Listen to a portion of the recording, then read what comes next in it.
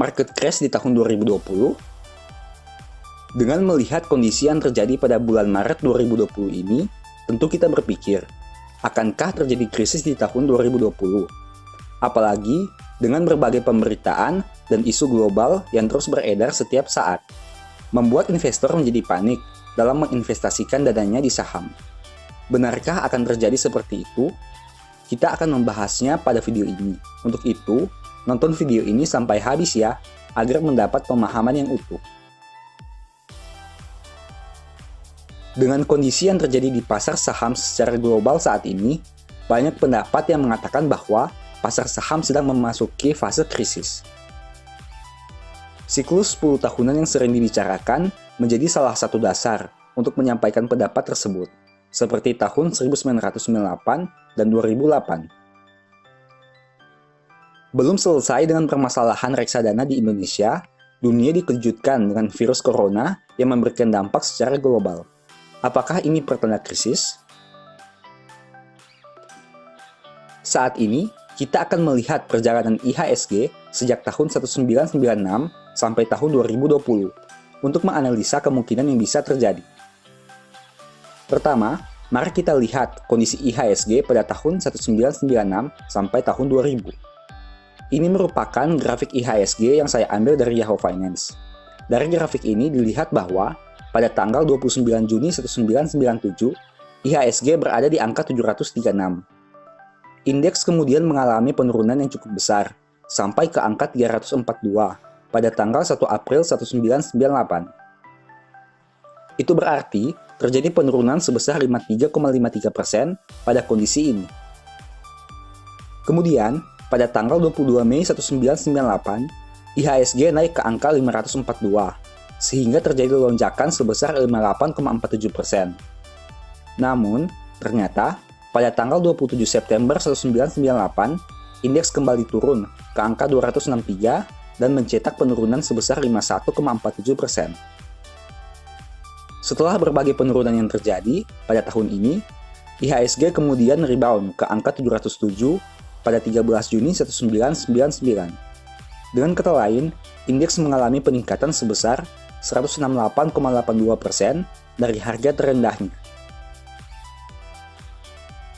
Hal kedua, kita akan lihat pergerakan IHSG untuk tahun 2000 sampai 2010. Melanjutkan cerita sebelumnya, indeks terus mengalami peningkatan hingga ke angka 2.745 pada bulan Desember 2007. Namun kemudian, terjadi penurunan yang luar biasa, sehingga IHSG menyentuh angka 1.241 di November 2008. Dengan kata lain, indeks sudah turun sekitar 54,79%. Semua penurunan akan berujung pada rebound, dan ternyata benar. Setelah itu, IHSG meningkat hingga ke angka 2.610 pada Januari 2010. Atau dengan kata lain, terjadi kenaikan sebesar 110,31%. Poin ketiga, kita lihat pergerakan IHSG untuk tahun 2010 sampai 2016. Pada range ini terjadi 3 kali koreksi minor, di mana IHSG yang semula di angka 4.130 pada bulan Juli 2011 turun sampai ke angka 3.549 pada bulan September 2011. Dengan kata lain, terjadi penurunan sebesar 14,06%. IHSG yang semula di angka 5.068 pada bulan Mei 2013 turun sampai ke angka 4.195 pada bulan Agustus 2013. Dengan kata lain, terjadi penurunan sebesar 17,22%. IHSG yang semula di angka 5.518 pada bulan Maret 2015 turun sampai ke angka 4.223 pada bulan September 2015. Dengan kata lain, terjadi penurunan sebesar 23,46%. Dari ketiga siklus ini, dapatkah Anda melihat bahwa persentase penurunannya semakin lama semakin membesar, di mana dengan angka 14,06%, 17,22%, dan 23,46%? Poin keempat, kita akan melihat pergerakan IHSG untuk tahun 2016 sampai 2019. Pada tanggal 21 Januari 2018, IHSG menyentuh angka 6.660. Namun, terjadi penurunan hingga pada tanggal 1 Juni 2018, indeks berada di angka 5.694. Itu berarti IHSG telah turun sebesar 14,50%. Selanjutnya, pada tanggal 14 April 2019, IHSG juga mencetak angka 6.507. Namun, kembali turun dan menyentuh angka 5.826 pada tanggal 12 Mei 2019. Dengan kata lain, telah turun sebesar 10,46% hanya dalam waktu sekitar 1 bulan saja. Bagaimana dengan tahun 2020?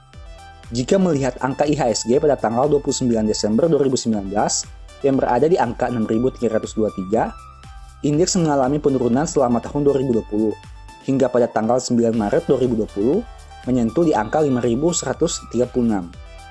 Itu berarti IHSG telah turun sebesar 18,77% hanya dalam waktu 3 bulan. Jika kita melihat kondisi indeks pada bulan Maret 2020, itu sudah mendekati seperti kondisi pada tahun 2017, di mana IHSG bergerak di level sekitar 5.000-an. Ada beberapa hal yang dapat kita analisa dari pergerakan IHSG yang sudah dibahas sebelumnya. IHSG pernah mengalami krisis mayor pada tahun 1997 ke 1998 dan 2007 ke 2008. Krisis yang terjadi menyebabkan indeks koreksi lebih dari 50% jika dibandingkan harga tertinggi. Sedangkan untuk krisis minor pernah terjadi di tahun 2011, 2013, 2015, 2018, dan 2019. Pada masa itu, koreksi yang terjadi berada di angka 10-23% dengan penurunan yang bervariasi.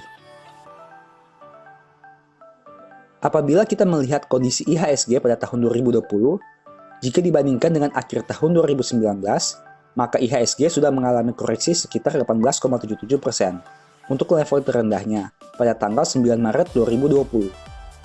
Hal ini berarti menjelaskan bahwa pada tahun 2020, IHSG sebenarnya sudah berada di fase krisis minor, seperti tahun 2011, 2013, 2015, 2018, dan 2019 yang sudah kita bahas sebelumnya.